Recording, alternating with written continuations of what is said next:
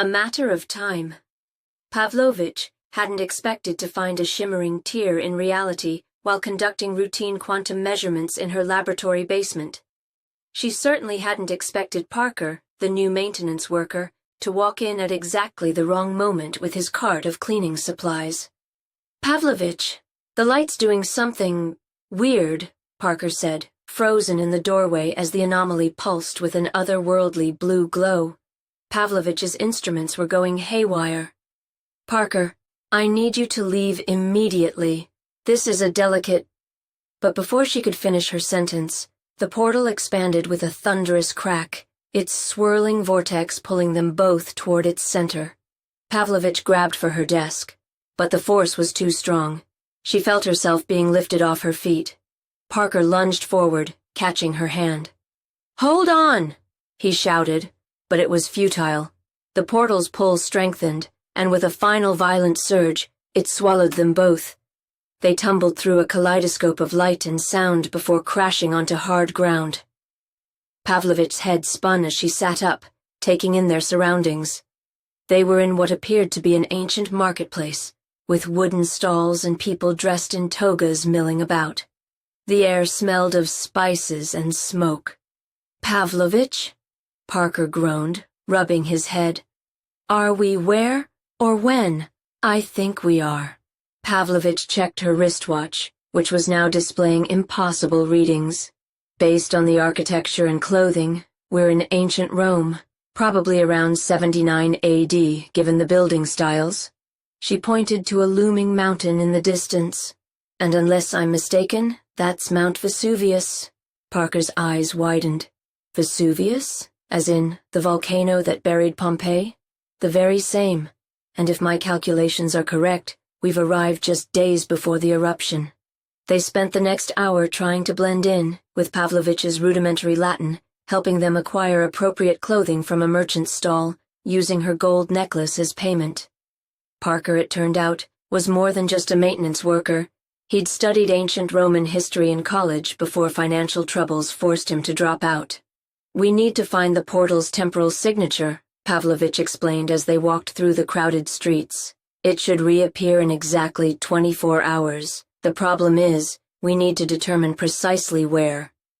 Parker stopped suddenly, grabbing her arm. "Pavlovich, shouldn't we warn them? About the volcano?" She shook her head sadly.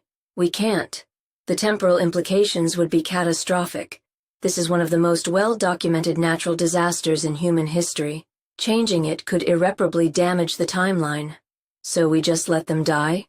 History has to remain intact. But," she paused, studying his troubled expression, "perhaps we can save a few. People who were never found, whose disappearance wouldn't change the historical record." They spent the next several hours gathering data, with Pavlovich using her partially functioning phone to take electromagnetic readings while Parker's knowledge of the city helped them navigate. As night fell, they found an inn willing to accept Pavlovich's silver earrings as payment. "The portal will likely appear at a point of significant electromagnetic disturbance," Pavlovich explained over their dinner of bread and stew.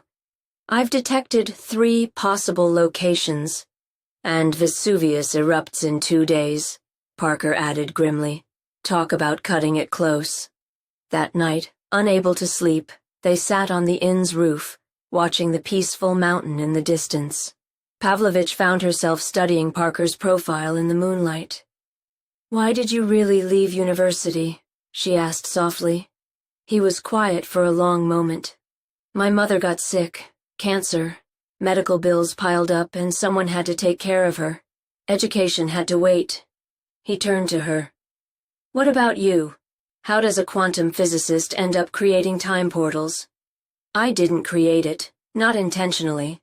I was researching quantum entanglement, trying to understand how particles communicate across space and time. I never imagined—" She gestured at their surroundings. "This." The next morning, they began checking Pavlovich's predicted locations for the portal's return. The first 2 sites yielded nothing. At the 3rd location, in a quiet courtyard, they found a family, a mother and 3 young children, preparing to travel to relatives outside the city. Parker caught Pavlovich's eye, and she nodded. They spent an hour convincing the family to delay their journey by one day, ensuring they would be safely away when Vesuvius erupted. It wasn't much, but it was something. As sunset approached, Pavlovich's instruments detected growing temporal disturbances in the courtyard. "It's coming," she said, watching the readings spike.